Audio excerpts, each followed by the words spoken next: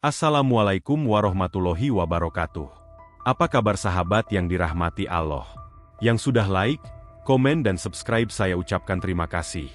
Dan saya doakan masuk surga. Jangan lupa tuliskan asal kalian di kolom komentar ya. Sebelum menyimak kisahnya saya sarankan untuk menuliskan sholawat untuk Nabi. Allahumma sholli ala Muhammad wa ala ali Sayyidina Muhammad. Agar kelak sholawat ini bisa menjadi saksi untuk mendapatkan syafaat di akhirat dan semoga menjadi amal jariah. Los Angeles, kota yang dikenal dengan gemerlap lampu-lampu malamnya dan hiruk-pikuk aktivitas yang tak pernah tidur, berubah drastis malam itu. Langit, yang biasanya diterangi warna oranye lembut dari pantulan cahaya kota, kini diselimuti oleh asap hitam pekat. Dari kejauhan, kobaran api berwarna merah dan jingga meliuk-liuk seperti makhluk buas yang lapar, menelan apa saja yang dilaluinya. Suara sirene yang melengking, jeritan panik warga, dan gemeretak bangunan yang runtuh menciptakan simfoni mengerikan yang memenuhi malam itu. Udara dipenuhi aroma tajam dari kayu terbakar, plastik meleleh, dan sesuatu yang tak terdefinisi, seolah-olah seluruh kota dihantui oleh kehancuran yang datang tanpa peringatan. Ketakutan merayap ke setiap sudut, bukan hanya dalam pikiran, tetapi terasa di kulit, mengiris hati siapapun yang merasakannya. Api itu datang tanpa ampun, seolah dilahirkan oleh kekacauan itu sendiri. Bermula dari sebuah gudang tua di kawasan industri, hanya satu percikan kecil yang melahap tumpukan kayu kering, lalu menjalar dengan kecepatan mengerikan. Angin kering musim panas menjadi sekutu api, menyebarkannya ke setiap arah tanpa henti. Bangunan demi bangunan runtuh, tiang-tiang kayu rapuh menyerah tanpa perlawanan, dan bahkan struktur beton yang kokoh tidak mampu menahan suhu yang terus meningkat. Percikan-percikan bara beterbangan seperti anak panah kecil, membawa pesan kehancuran ke setiap sudut kota. Tak butuh waktu lama sebelum api itu menyeberang jalan-jalan besar, merangsek ke pemukiman padat yang hanya memiliki sedikit peluang untuk melawan. Malam itu, kehancuran bukan hanya dirasakan secara fisik, ia juga meninggalkan bekas di hati setiap warga. Di tengah kekacauan itu, di salah satu sudut kota yang mulai terkepung oleh kobaran api, berdiri sebuah bangunan kecil yang tampak biasa saja, Masjid Nurul Salam. Dengan dinding putih yang mulai memudar dan kubah perak kecil yang memantulkan sisa-sisa sinar rembulan, masjid ini telah menjadi bagian dari kawasan itu selama lebih dari 5 dekade. Meski sederhana, masjid ini adalah tempat berlindung bagi segelintir umat muslim yang mencari kedamaian di tengah hiruk-pikuk kehidupan kota. Namun, bagi sebagian warga lain, masjid itu adalah sesuatu yang asing, simbol dari sesuatu yang mereka pandang dengan kecurigaan atau bahkan penolakan diam-diam. Ketegangan antara komunitas ini, meski terpendam, selalu ada, terselubung dalam interaksi basa-basi yang rapuh. Ketika api mendekati kawasan masjid, banyak warga menyangka bahwa bangunan itu akan bernasib sama seperti yang lainnya. Rumah-rumah di sekitarnya sudah menjadi abu, dinding-dindingnya runtuh, dan atap-atapnya tersapu oleh panas yang tak tertahankan. Semua mata memandang ke arah masjid itu dengan pasrah, mengantisipasi kehancuran yang tampaknya tak terelakkan. Namun, sesuatu yang luar biasa terjadi. Ketika kobaran api mencapai pagar besi tua yang mengelilingi masjid, nyalanya tiba-tiba melemah. Bara yang biasanya melompat liar berhenti di tempat, seolah-olah dihalangi oleh kekuatan tak kasat mata. Halaman masjid tetap utuh. Bahkan pohon-pohon kecil di sekitarnya yang biasanya menjadi santapan empuk api tidak tersentuh sama sekali. Warga yang menyaksikan dari kejauhan hanya bisa terdiam, diliputi oleh perasaan takjub dan keheranan. Pemandangan ini meninggalkan tanda tanya besar di hati banyak orang. Seorang pria tua yang tinggal di kawasan itu selama lebih dari 30 tahun menggelengkan kepala, tatapannya terpaku pada masjid yang tetap berdiri kokoh. Aku sudah pernah melihat banyak kebakaran di hidupku, tapi yang seperti ini, tidak masuk akal. Gumamnya lirih, suaranya gemetar. Kehancuran di sekeliling masjid sangat kontras dengan bangunan kecil itu yang tetap utuh tanpa goresan sedikit pun. Ketika pagi tiba dan asap mulai menghilang, warga yang tersisa berkumpul untuk menyaksikan keajaiban itu dengan mata kepala sendiri. Masjid Nurul Salam tetap berdiri tegak. Kubah peraknya bersinar di bawah matahari pagi, seperti tanda kehidupan yang menolak menyerah. Di tengah puing-puing kehancuran, bangunan itu menjadi satu-satunya yang memberikan harapan, meskipun menimbulkan lebih banyak pertanyaan daripada jawaban. Ketika matahari pagi mulai merangkak naik di cakrawala Los Angeles, gambaran kehancuran akibat kebakaran malam itu terlihat lebih jelas dari sebelumnya. Jalan-jalan yang biasanya ramai dengan kendaraan kini dipenuhi puing-puing bangunan yang runtuh. Pohon-pohon yang dulunya rimbun hanya menyisakan batang hangus yang rapuh, berdiri seperti monumen kematian di tengah abu yang beterbangan. Rumah-rumah, toko-toko, dan gedung-gedung yang menjadi bagian tak terpisahkan dari kehidupan kota kini, hanya berupa kerangka yang berdiri pincang atau tumpukan puing yang tidak lagi berbentuk. Namun, di tengah semua itu, Masjid Nurul Salam berdiri tegak dengan dinding putihnya yang masih bersih, kubah peraknya bersinar memantulkan cahaya matahari pagi. Kontras itu begitu tajam hingga hampir terasa seperti sebuah ilusi. Warga yang tersisa hanya bisa berdiri dalam diam, memandangi pemandangan yang bagi sebagian tampak seperti sebuah mukjizat, dan bagi sebagian lain, menjadi sumber ketidakpercayaan yang membingungkan. Kabar tentang Masjid Nurul Salam yang selamat dari kebakaran dengan cepat menyebar ke seluruh penjuru kota. Media lokal mulai memberitakan fenomena ini, membawa kamera-kamera besar untuk merekam masjid yang tetap utuh di tengah kehancuran total di sekitarnya. Gambar-gambar masjid dengan kubah peraknya yang masih bersinar menjadi berita utama di berbagai saluran televisi dan portal berita. Para jurnalis bertanya-tanya, mewawancarai warga sekitar yang menyaksikan kejadian itu dengan mata kepala sendiri. Seolah-olah ada tembok tak terlihat yang melindungi masjid itu, ujar seorang saksi mata dengan nada bergetar. Bagi umat Muslim, masjid ini adalah tanda perlindungan ilahi, sebuah keajaiban yang tidak bisa dijelaskan oleh akal manusia. Namun, tidak semua orang melihatnya dengan pandangan yang sama. Beberapa mulai mencurigai bahwa ada sesuatu yang tersembunyi di balik keajaiban itu, sesuatu yang mereka anggap tidak wajar. Di tengah puing-puing kehancuran, pertanyaan besar mulai muncul di antara warga kota. Kenapa hanya masjid itu yang selamat? Bisik seorang wanita muda kepada temannya. Matanya masih memandangi masjid itu dengan tatapan penuh keraguan. Pertanyaan itu dengan cepat menyebar, menjadi topik pembicaraan utama di berbagai tempat.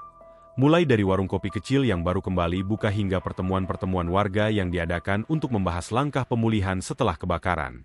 Desas-desus mulai bermunculan, sebagian bersifat spekulatif, sebagian penuh kecurigaan. Mungkin ada bahan kimia di dalam masjid yang memadamkan api, ujar seorang pria parubaya dengan nada sinis, sambil menyeruput kopi di sebuah kedai. Orang-orang di sekitarnya mengangguk setuju. Pandangan mereka mulai terbentuk oleh rasa tidak percaya yang semakin besar.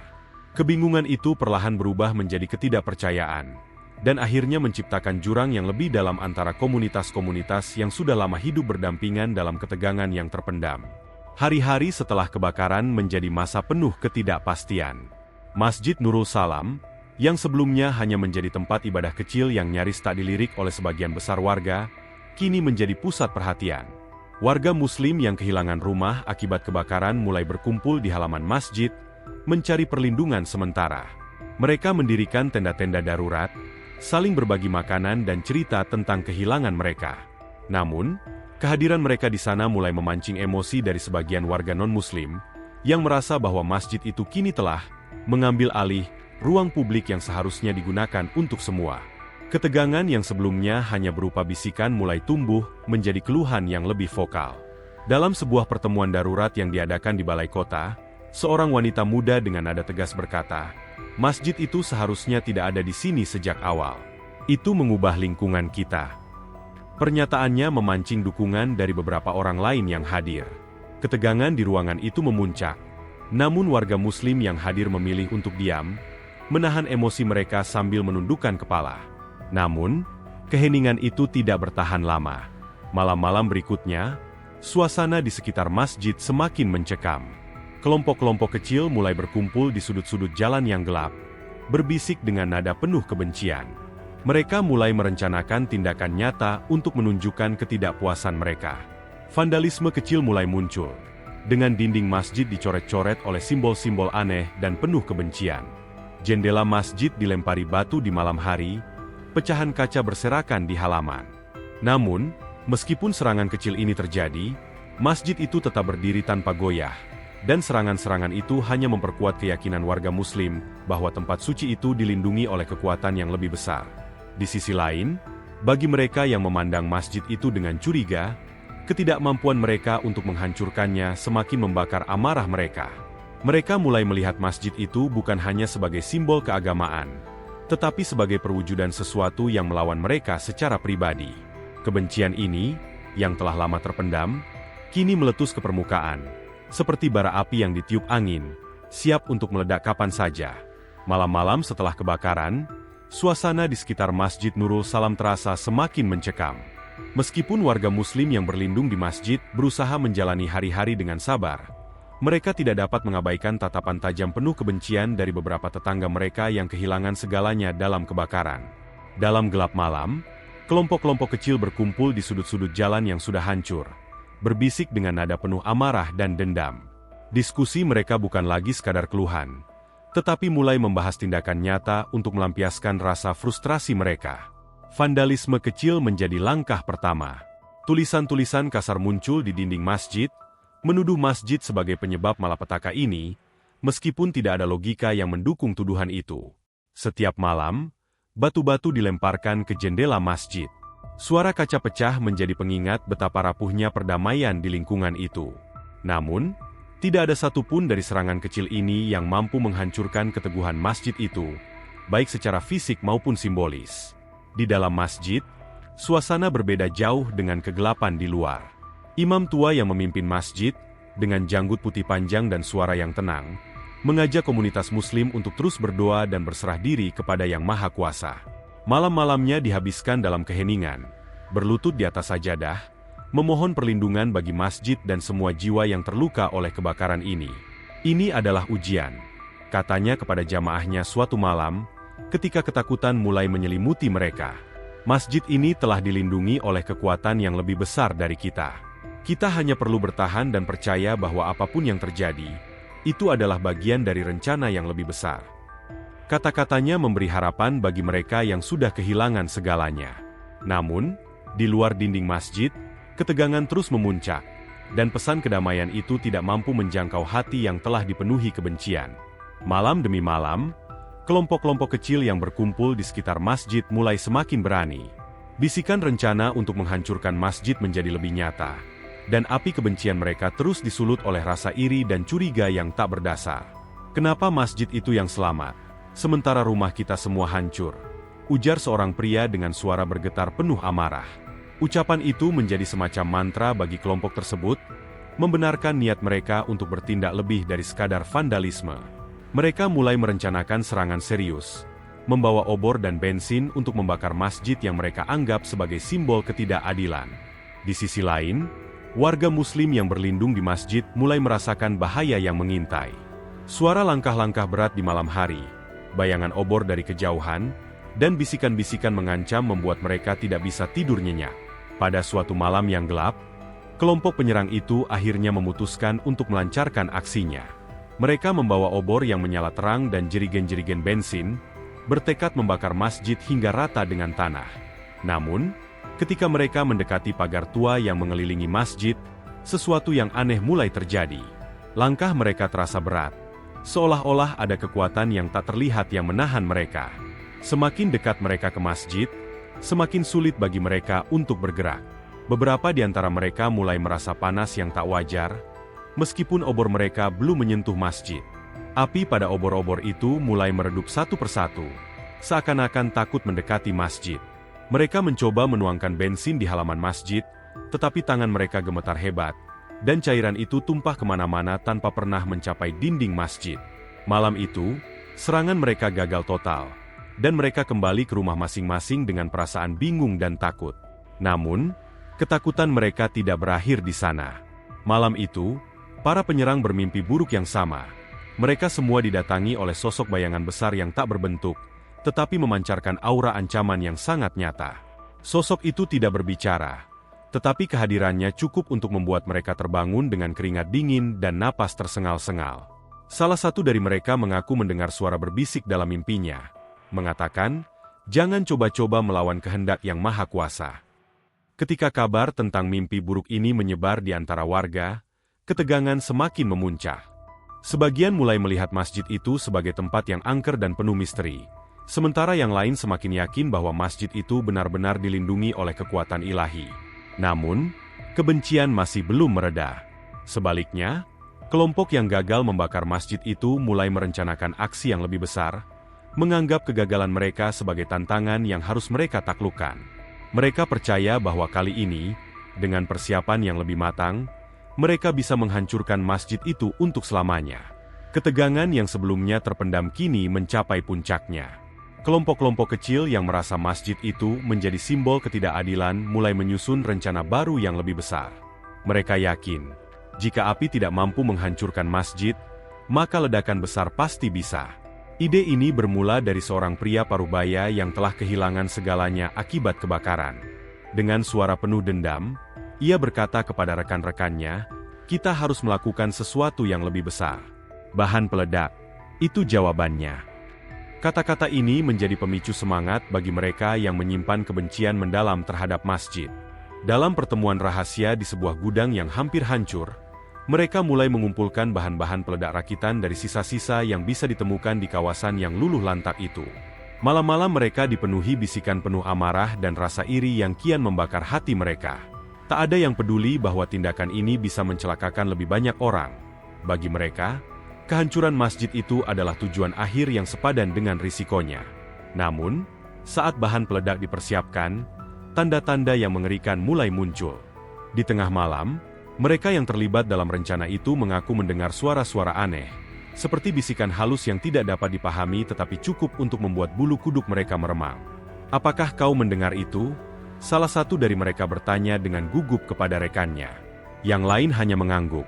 Matanya waspada, seolah-olah ada sesuatu yang mengawasi mereka. Meski dihantui ketakutan, mereka terus melanjutkan rencana, menepis suara-suara itu sebagai halusinasi akibat kelelahan. Namun, rasa takut itu sulit diabaikan. Ada yang mulai bermimpi buruk setiap malam, sosok-sosok gelap yang berdiri di sekitar mereka, memandang dengan tatapan tanpa ampun. Meski begitu, kebencian mereka mendorong mereka untuk terus maju, melawan rasa takut yang semakin mencekam.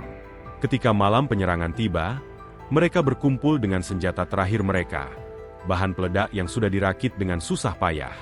Dalam gelap malam, mereka bergerak menuju masjid dengan langkah penuh keyakinan. Meski di hati mereka tersimpan rasa takut yang sulit dijelaskan. Namun, begitu mereka mendekati pagar masjid, perasaan ganjil kembali menyelimuti mereka.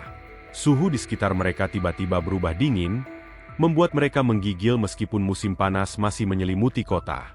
Salah satu dari mereka, pria dengan tubuh kekar dan suara lantang, berhenti di tempat. "Apa-apaan ini? Kenapa aku tidak bisa bergerak?" tanyanya dengan nada panik.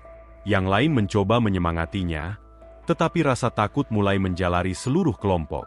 Ketika mereka mencoba meletakkan bahan peledak di sekitar masjid, tangan mereka gemetar hebat. Beberapa bahkan terjatuh, seperti ada kekuatan yang tidak terlihat yang menekan mereka ke tanah. Salah satu dari mereka akhirnya berhasil mendekati masjid, membawa bahan peledak dengan tangan yang bergetar. Namun, begitu ia melangkah ke halaman masjid, tubuhnya seperti terpaku di tempat. Ia tidak bisa bergerak, tidak bisa bernapas, hanya berdiri dengan tatapan kosong. Rekan-rekannya memanggilnya dari kejauhan, tetapi tidak ada jawaban. Detik demi detik berlalu, dan akhirnya ia terjatuh ke tanah, pingsan tanpa sebab yang jelas. Panik, yang lain mencoba mendekati masjid untuk menariknya keluar, tetapi setiap langkah terasa seperti beban yang tak tertahankan. Mereka merasa udara di sekitar mereka semakin berat, seperti dinding tak terlihat yang menekan mereka dari segala arah. Beberapa dari mereka berbalik dan melarikan diri, meninggalkan teman-teman mereka yang masih mencoba melanjutkan rencana gila itu. Namun, tak satu pun dari mereka berhasil mendekati masjid lebih jauh. Malam itu berakhir dengan kegagalan total. Mereka yang mencoba menghancurkan masjid pulang dengan rasa malu dan ketakutan yang tak terjelaskan. Namun, malam itu juga menjadi malam yang paling menakutkan bagi mereka. Ketika mereka tertidur, semua dari mereka bermimpi didatangi oleh sosok besar tanpa wujud yang memancarkan aura ancaman luar biasa. Dalam mimpi itu, sosok tersebut tidak berbicara, tetapi kehadirannya cukup untuk membuat mereka menggigil ketakutan. Beberapa di antara mereka mendengar suara yang sangat pelan namun tegas, "Jangan melawan kehendak Tuhan." Ketika pagi tiba, mereka bangun dengan tubuh gemetar. Beberapa bahkan tidak mampu menggerakkan tubuhnya selama beberapa saat. Kabar tentang mimpi itu menyebar di antara warga, menambah lapisan misteri di sekitar Masjid Nurul Salam. Bagi sebagian orang, mimpi itu adalah peringatan dari sesuatu yang jauh lebih besar daripada manusia. Tetapi bagi yang lain, itu hanyalah halusinasi dari rasa bersalah mereka. Namun, satu hal yang jelas, masjid itu tetap berdiri kokoh, tidak tersentuh, dan semakin menjadi simbol dari sesuatu yang tidak bisa mereka pahami. Masjid Nurul Salam kini menjadi lebih dari sekadar tempat ibadah. Bagi umat Muslim, bangunan itu adalah lambang perlindungan ilahi, bukti nyata bahwa ada kekuatan yang jauh lebih besar dari manusia yang menjaga masjid itu dari segala bentuk kehancuran. Setiap pagi, jamaah yang berlindung di sana melaksanakan salat dengan hati penuh syukur. Meski di luar masjid, dunia tampak runtuh. Namun, bagi sebagian warga yang tidak memahami keyakinan itu, masjid tersebut menjadi simbol perpecahan. Di tengah kota yang porak-poranda, masjid itu berdiri seperti sebuah teka-teki besar yang tidak mereka pahami. Bahkan mungkin tidak ingin mereka pahami. Mereka tidak mampu mengabaikan kenyataan bahwa masjid itu tetap utuh sementara rumah-rumah mereka hancur lebur. Setiap tatapan mereka ke arah kubah perak yang bersinar terasa seperti bayangan dari sesuatu yang menantang keberadaan mereka. Ketegangan semakin terasa saat kelompok-kelompok kecil yang dulu hanya berbicara dalam bisikan kini mulai berani menyuarakan tuntutan mereka dengan keras. Dalam sebuah pertemuan darurat yang digelar di sebuah gedung sementara, seorang pria tua yang menjadi salah satu tokoh berpengaruh di komunitas tersebut berdiri dengan wajah penuh amarah. "Masjid itu bukan sekadar bangunan," ujarnya. Suaranya bergetar. "Itu adalah simbol dari sesuatu yang melawan kita. Kita tidak bisa membiarkannya berdiri." Pernyataannya langsung mendapat dukungan dari sebagian besar warga yang hadir. Suara-suara setuju bergema di ruangan itu, membuat suasana semakin panas. Beberapa dari mereka bahkan mulai mendekati pihak berwenang, mendesak agar masjid itu dihancurkan dengan dalih keamanan. Namun, di sisi lain, umat Muslim tetap teguh mempertahankan masjid tersebut. Mereka memandangnya sebagai rumah Tuhan yang tidak akan mereka serahkan, apapun yang terjadi. Malam-malam berikutnya, suasana di sekitar masjid menjadi semakin mencekam. Kelompok-kelompok kecil mulai berkumpul kembali. Kali ini dengan rencana yang lebih berbahaya. Mereka bertekad bahwa jika pemerintah tidak bertindak, maka mereka sendiri yang akan menghancurkan masjid itu. Namun, di dalam masjid, umat Muslim terus berdoa, memohon perlindungan kepada Yang Maha Kuasa. Imam tua masjid, dengan keyakinan yang tak tergoyahkan, menghabiskan malamnya dalam sujud panjang, memohon petunjuk untuk menghadapi ujian ini. Jika masjid ini dilindungi, tidak ada kekuatan manusia yang mampu menghancurkannya, katanya kepada jamaahnya. Kata-kata itu menjadi sumber keberanian bagi mereka yang merasa terancam oleh amarah warga sekitar. Namun, di luar dinding masjid, rencana jahat terus berjalan, seperti bara yang hanya menunggu untuk disulut. Pada suatu malam yang gelap, kelompok penyerang akhirnya melancarkan serangan terakhir mereka. Mereka datang dengan persiapan yang lebih matang, membawa bahan peledak, alat berat, dan peralatan lain yang mereka yakini cukup untuk menghancurkan masjid itu sekali dan untuk selamanya. Ketika mereka mendekati masjid, langkah mereka terasa berat. Tetapi kali ini kebencian mereka mengalahkan rasa takut yang sebelumnya menguasai mereka. Namun, begitu mereka mencoba memasang bahan peledak di sekitar masjid, hal yang tidak dapat mereka jelaskan kembali terjadi. Udara di sekitar mereka tiba-tiba berubah, menjadi dingin seperti malam musim dingin meski itu adalah musim panas. Alat-alat berat yang mereka bawa tidak berfungsi, seperti lumpuh oleh kekuatan yang tidak terlihat. Ketika salah satu dari mereka mencoba menyalakan bahan peledak, sebuah suara gemuruh terdengar, bukan dari alat mereka, tetapi dari dalam masjid. Suara itu seperti peringatan, membuat beberapa dari mereka jatuh terduduk dengan tubuh gemetar. Apa yang terjadi selanjutnya menjadi kisah yang akan terus diceritakan dari generasi ke generasi.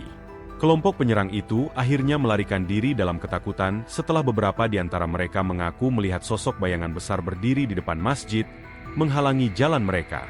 Mereka yang melawan kehendak itu, akhirnya tidak pernah kembali ke tempat kejadian. Sebagian besar dari mereka ditemukan dalam kondisi tidak sadar di tempat berbeda di kota, sementara yang lain menghilang tanpa jejak. Pagi berikutnya, masjid itu tetap berdiri kokoh, tidak ada satupun tanda-tanda kerusakan di sekitarnya. Bagi umat Muslim, ini adalah bukti bahwa masjid tersebut dilindungi oleh kekuatan ilahi yang tidak bisa diganggu-gugat. Namun, bagi mereka yang tidak percaya, peristiwa itu menjadi sumber ketakutan yang tidak pernah mereka pahami. Masjid Nurul Salam kini menjadi simbol dari sesuatu yang melampaui kebencian manusia, sebuah pengingat bahwa ada kekuatan yang lebih besar dari mereka yang terus mencoba melawannya. Di tengah kehancuran kota, masjid itu berdiri sebagai tanda abadi dari keteguhan iman dan kekuatan yang tak terlihat.